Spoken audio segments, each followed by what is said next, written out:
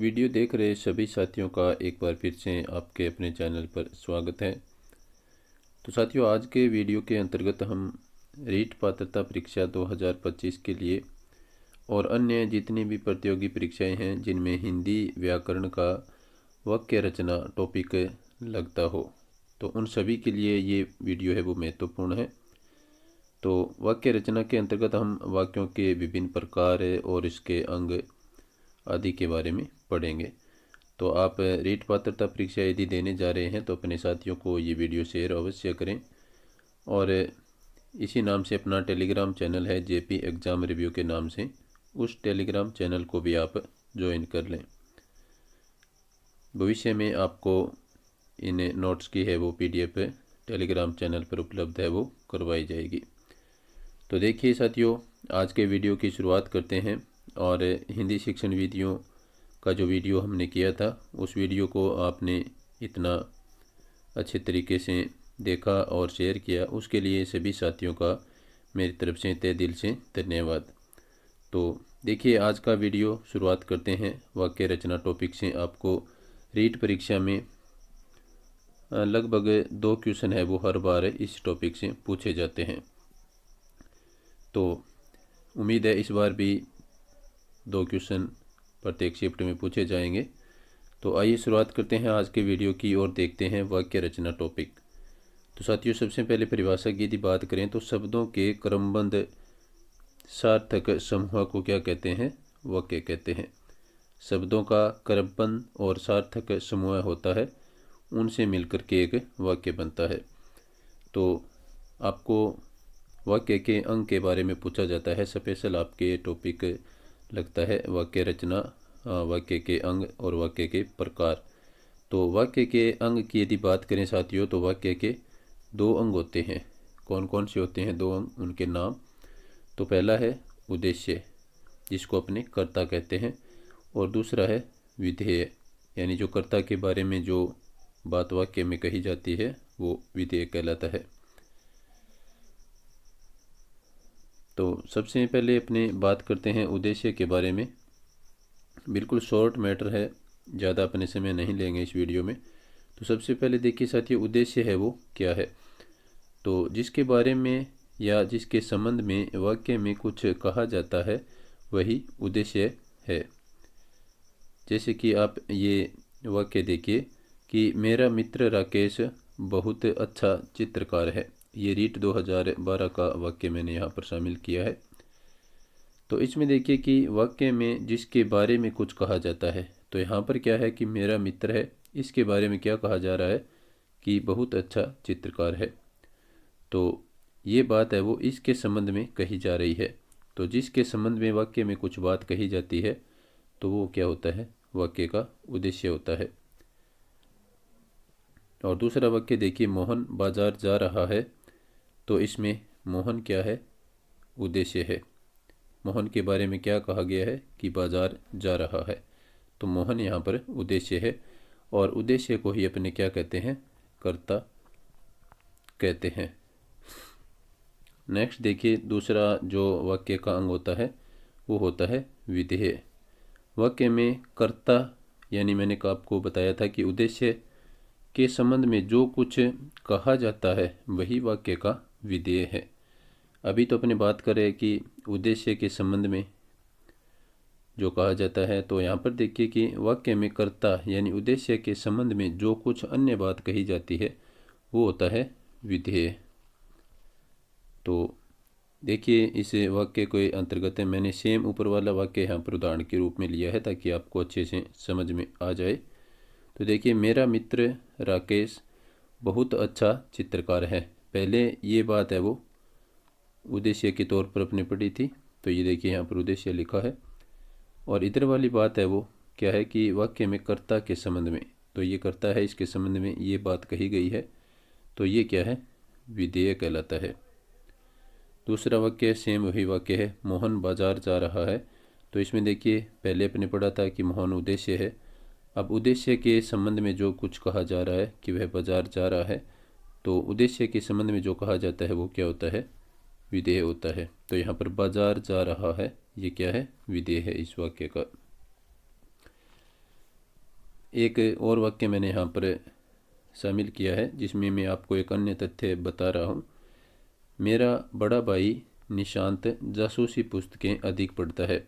ये रीट 2016 में पूछा गया वाक्य है। तो इसमें देखिए किसके बारे में बताया गया है कि जासूसी पुस्तकें अधिक पढ़ता है, तो उद्देश्य के बारे में कहा गया है। तो उद्देश्य यानी कर्ता कौन है? निशांत। और इसके बारे में कहा क्या गया है? जासूसी पुस्तकें अधिक पढ़ता है, तो ये हो गया आपका विधेय है। अब यहाँ पर देखिए मेरा बड़ा भाई, ये क्या है? ये उद्देश्य का विस्तार है, यानी ये उद्देश्य है। इसके बारे में जो कुछ कहा है वो उद्देश्य का विस्तार होता है। नेक्स्ट देखिए साथियों, अब अपनी बात करते हैं वाक्यों के प्रकार पर। तो वाक्यों के प्रकार की यदि बात करें साथियों, तो अर्थ के आधार पर वाक्यों के 8 प्रकार होते हैं। कई बार संख्या भी पूछी जा सकती है कि अर्थ के आधार पर वाक्य कितने प्रकार के होते हैं, तो 8। रचना के आधार पर वाक्य 3 प्रकार के होते हैं। तो अब अपने इनको देखते हैं कि रचना के आधार पर वाक्य मैंने पहले शामिल किया है क्योंकि ये 3 प्रकार के होते हैं। तो देखिए साथियों, सबसे पहला वाक्य है रचना के आधार पर साधारण वाक्य। जिस वाक्य में केवल एक ही उद्देश्य और एक ही विधेय हो वही साधारण वाक्य कहलाता है। जिस वाक्य में एक ही उद्देश्य यानी एक ही कर्ता हो और उस कर्ता के बारे में एक बात कही गई हो, वो कौन सा होता है? साधारण वाक्य होता है। जैसे रमेश विद्यालय जाता है, तो इसमें उद्देश्य कौन है? रमेश। इसके बारे में कहा जा रहा है कि यह विद्यालय जाता है, तो ये हो गया इसका विधेय। तो ये आपका साधारण वाक्य हो गया। दूसरा है गीता खाना बना रही है, तो इसमें गीता है उद्देश्य और खाना बना रही है ये इसका विधेय है। तो इसमें एक उद्देश्य है और एक इसका विधेय है, तो ये हो गए आपके साधारण वाक्य। ये देखने में छोटे होते हैं और इनमें सीधी सिंपल बात आपको देखने को मिलेगी। अब आगे संयुक्त और मिश्र वाक्य हैं, उनको यदि पढ़ेंगे तो आप फिर साधारण वाक्य को आप आसानी से पहचान जाएंगे। दूसरा वाक्य देखिए साथियों, संयुक्त वाक्य। तो संयुक्त वाक्य में देखिए जिस वाक्य में 2 या 2 से अधिक साधारण वाक्य किसी संयोजक शब्द से जुड़कर वाक्य बनाते हैं वह संयुक्त वाक्य कहलाता है। तो संयोजक शब्द देखिए कौन कौन से? और, अथवा, परंतु, किंतु, या, लेकिन, बालक, इसलिए। तो ये इतने शब्द है वो आपको मिलेंगे कहाँ? जहाँ पर एक तरफ वाक्य का एक भाग होगा, एक तरफ एक भाग होगा और दोनों तरफ आपको साधारण वाक्य है वो दिए होंगे। यहाँ पर आपको ये संयोजक शब्द है वो मिलेंगे। तो इन संयोजक शब्दों में से यदि आपको मिले कोई भी, तो वहाँ पर संयुक्त वाक्य होगा। और 2 साधारण वाक्यों के बीच में आपको ये संयोजक शब्द मिलेंगे, तो वहाँ पर संयुक्त वाक्य होता है। तो जैसे अपने उदाहरण देखते हैं, मोहन आया किंतु, ये देखिए यहाँ पर संयोजक शब्द। साहिल चला गया, दोनों साधारण वाक्य है और यहाँ पर किंतु है वो संयोजक के रूप में है। वह आगे बढ़ गया लेकिन परिवार पीछे रह गया, तो ये दोनों साधारण वाक्य है दोनों तरफ और यहाँ पर संयोजक शब्द लेकिन लगा है। महेश अच्छा खेला परंतु हार गया, तो दोनों तरफ साधारण वाक्य है और बीच में परंतु से जुड़े हुए हैं। तो ये सभी संयुक्त वाक्य होते हैं। नेक्स्ट देखिए, एक मैंने यहाँ पर लाइन लिखी है जो रीट 2012 में आपको पूछी गई है। तो यहाँ से आपको परिभाषा के तौर पर भी ये बात पूछी जा सकती है कि 2 या 2 से अधिक उपवाक्य और, तथा, एवं और जैसे योजक शब्दों से जुड़े हो तो वह वाक्य होता है कौन सा? संयुक्त वाक्य होता है। अब अपनी बात करते हैं मिश्र वाक्य की। मिश्र वाक्य, जिस वाक्य में एक प्रधान उपवाक्य और एक से अधिक आश्रित उपवाक्य हो, इन 2 से मिलकर बना वाक्य मिश्र या मिश्रित वाक्य कहलाता है। तो इसमें एक प्रधान उपवाक्य होगा जिसके ऊपर एक से अधिक आश्रित उपवाक्य होंगे, तो वहाँ पर है वो मिश्र वाक्य होता है। यानी आप एक वाक्य को यदि एक तरफ रखेंगे तो आपको ऐसा लगेगा कि बात है वो पूर्ण नहीं हुई है, और दूसरे वाक्य को यदि आप एक तरफ रखेंगे तो लगेगा कि कुछ बात पहले छूट गई है। तो इसके भी संयोजक शब्द होते हैं या फिर उनको आप समुच्चय बोधक शब्द मान सकते हैं। तो कौन कौन से होते हैं जिसे आपको पता चलेगा कि मिश्र वाक्य है? तो एक तो की आता है बीच में, एक जो आता है, एक जिसका आता है, एक जिसकी, जहाँ, जैसे, जब तब, यदि तो, क्योंकि। यदि ये शब्द आपको मिले तो वहाँ पर मिश्र वाक्य होगा। तो नेक्स्ट आप उदाहरण देखें, वहाँ पर आपको अच्छी तरह से समझ में आएगा। तो देखिए, गांधी जी ने कहा कि सदा सत्य बोलो। ये देखो यहाँ पर किया गया है। अब आप एक बात देखिए, एक बार आप इस वाक्य को छोड़ दीजिए। गांधी जी ने कहा कि, यहाँ तक पढ़िए, तो आपको लगता है कि कुछ बात आगे और है, वाक्य यहाँ पर पूरा नहीं हुआ है। तो फिर आप इस बात को यदि देखेंगे कि सदा सत्य बोलो, तो ये देखिए, अब आप इस भाग को छोड़ दीजिए, इस भाग से आगे पढ़ेंगे कि सदा सत्य बोलो। यानी आपको लग रहा है कि कुछ बात पहले छूट गई है, किसने की लगा करके आगे बोला है। तो इन दोनों को यदि आप एक साथ मिला करके बोलेंगे तब आपको ये वाक्य पूरा है वो नज़र आएगा। तो ये मिश्र वाक्य होता है। जो विद्वान होते हैं उनका सभी आदर करते हैं। तो ये देखिए, जो आ गया, फिर यहाँ पर उनका आ गया। यदि मयंक परिश्रम करता तो अवश्य सफल होता। वे मेरे घर आएंगे क्योंकि उन्हें अजमेर शहर घूमना है। ये रीट 2021 जो पेपर रद्द हुए थे उनमें पूछा गया है। तो देखिए, ये वाक्य है वो एक दूसरे पर आश्रित है। इन दोनों को मिला करके पूरा वाक्य बनता है। तो जो विद्वान होते हैं उनका सभी आदर करते हैं।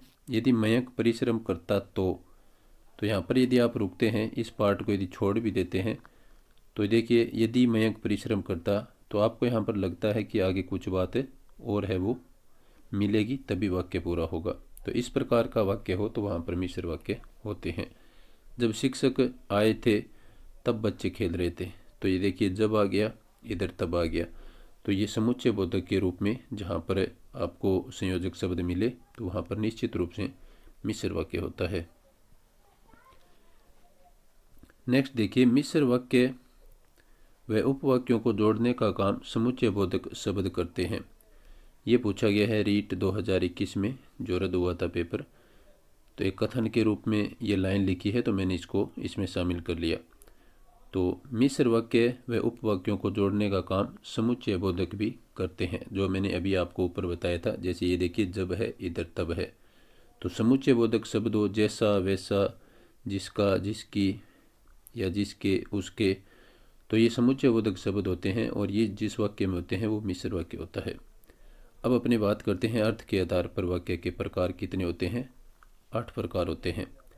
पहला है विधानार्थक वाक्य, जिन वाक्यों में किसी काम या बात का होना पाया जाता है। तो यानी एक सिंपल सा वाक्य होगा, छोटा सा वाक्य, जिसमें किसी काम का करना या होना पाया जाएगा, तो वहाँ पर विधानार्थक वाक्य होता है। और यदि आप अन्य ऑप्शन में यदि वाक्य पहचान ले, उसके बाद में यदि कोई वाक्य बचता है तो उसको भी आप विधानार्थक में कर सकते हैं। जैसे रमेश पढ़ता है, शीला गाना गाती है। तो इसमें पढ़ने का काम हो रहा है, इसमें गाना गाने के काम हो रहा है। नेक्स्ट देखिए, आज्ञार्थक वाक्य, जिन वाक्यों में किसी अन्य के द्वारा आज्ञा, आदेश या उपदेश दिया जाता है वो आज्ञार्थक वाक्य होता है। बिल्कुल आसान है ये, जो अर्थ के आधार पर 8 प्रकार हैं, कोई ज़्यादा मुश्किल नहीं है। तो देखिए, रजत तुम बाहर जाओ, यानी ये आदेश दिया गया है रजत को कि तुम बाहर जाओ।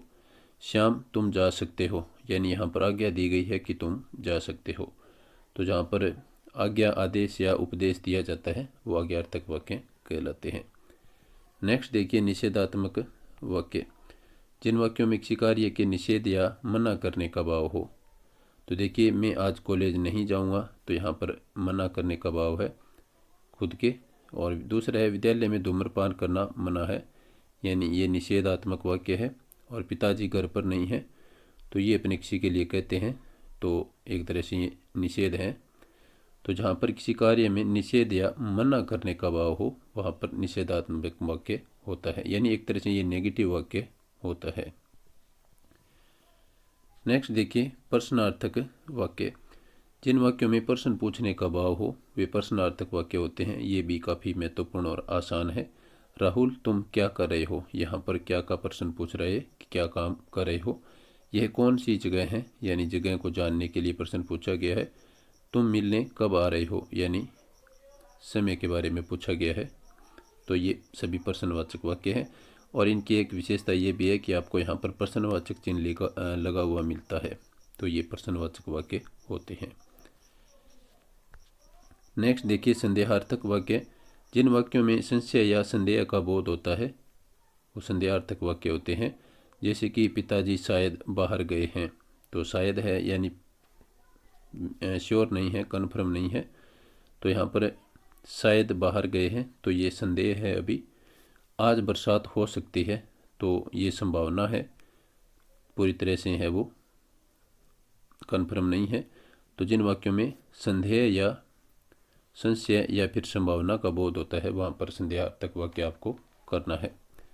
नेक्स्ट देखिए इच्छार्थक वाक्य। जिन वाक्यों में किसी के प्रति इच्छा या आशीर्वाद का बोध होता है वो इच्छार्थक वाक्य होते हैं। तो देखिए ईश्वर करे तुम जल्दी स्वस्थ हो, तो ये किसी के प्रति अच्छी इच्छा है वो प्रकट की गई है। तुम्हारी यात्रा मंगलमय हो, ये यहाँ पर आप अच्छी इच्छा के रूप में अपना विचार प्रकट कर रहे हो। तो जहाँ पर इच्छा या फिर किसी को आशीर्वाद देने का भाव होता है वो इच्छार्थक वाक्य होते हैं। नेक्स्ट देखिए संकेतार्थक वाक्य। जिन वाक्यों में किसी माध्यम से संकेत का बोध होता है, एक प्रकार से ये मिश्र वाक्य होते हैं। हमेशा नहीं लेकिन काफ़ी हद तक संकेतार्थक वाक्य होते हैं, वो एक प्रकार से मिश्र वाक्य का ही रूप होते हैं। तो देखिए यदि तुम जाते तो कुछ मिलता। देखिए यदि आ गया इधर, इधर तो आ गया और ये मिश्र वाक्य में आता है। दूसरों का भला करोगे तो तुम्हारा भला होगा, तो दूसरों का भला करोगे तो तुम्हारा भला होगा। तो देखिए ये भी क्या है, एक तरह से यहाँ पर संकेत किया जा रहा है। तो जिन वाक्यों में किसी माध्यम से संकेत किया जाता है या जिस वाक्य में किसी माध्यम से संकेत का बोध होता है वहाँ पर संकेतार्थक वाक्य होता है।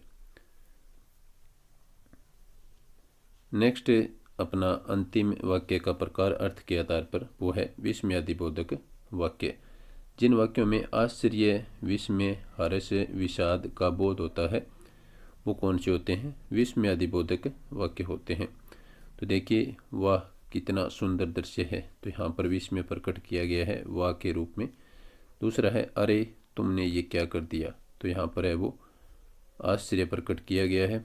हे राम अब क्या होगा, तो यहाँ पर एक तरह से ये दुख के तौर पर कहा गया है कि किसी तरह का नुकसान होता है तो अपने मुख से निकलता है हे राम अब क्या होगा। तो ये है विस्मयादिबोधक वाक्य है। उम्मीद है वीडियो आपको पसंद आया होगा और रीट पात्रता परीक्षा की तैयारी करने वाले सभी साथियों को आप ये वीडियो अवश्य शेयर करें। उनका बहुत जल्द अब एग्ज़ाम होने वाला है, तो यहाँ से हिंदी प्रथम भाषा के अंतर्गत आपको वाक्य टॉपिक से कम पीछे के पेपरों में मैंने देखा है कि 2 क्वेश्चन आपको लगभग हर बार पूछे जाते हैं। तो उनके लिए ये वीडियो आपके लिए पर्याप्त रहने वाला है। तो वीडियो देखने के लिए सभी साथियों का धन्यवाद। नमस्कार।